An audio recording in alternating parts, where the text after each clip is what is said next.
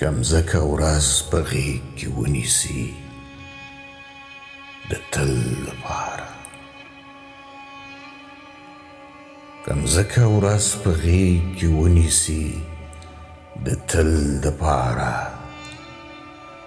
که لمر ونه لویږي د غرونو په حصار کې راشي. که پسرلی دوبی او منی سره یو ځای شي د ژمي سره. په کائناتو کې رنګونه په اتڼ راولي. که وږمې ټولې راستنې شي او ستا پلونه راوړي. که وبڼو ته هوا وړي د ونو پاڼې. د ګلاب بوټي ته ټول رژېدلي سره ګلونه راوړي.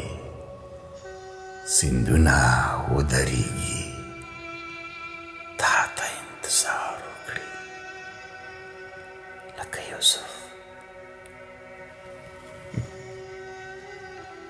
یوسف ته د زندان راستون شې. ټول قدمونه دې پر شا راشي.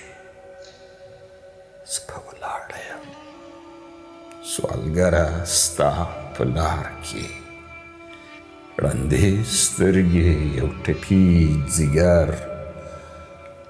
عمر خوړلې زلیخا به یم.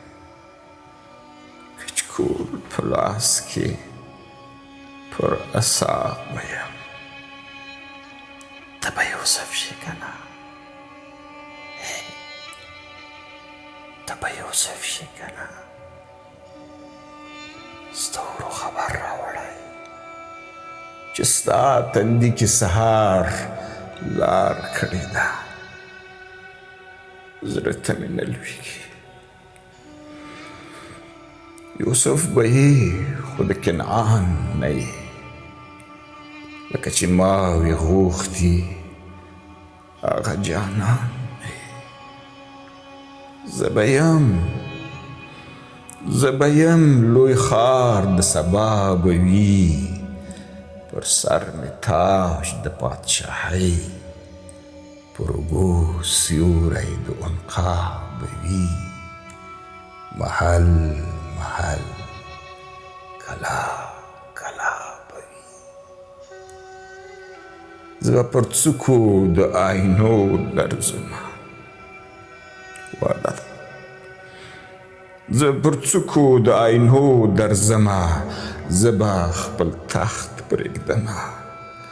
ستا تر دربار ستا تر کوڅو درځمه. خو ته به څوک یې؟ سلیمان به یې. ته به مې عکس د آینو د درد درمان به یې. یقین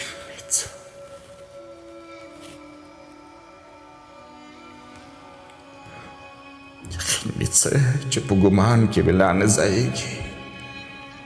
چې ته به هغه شهسوار هغه جانان به یې.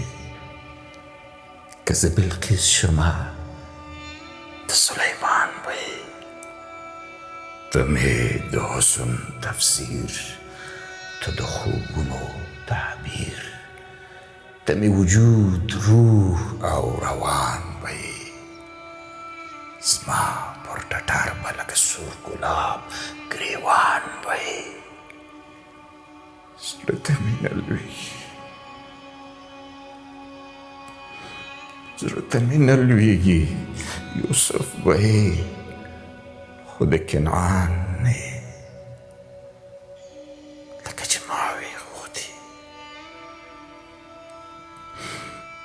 چې ماوې غوښتي هغه جانان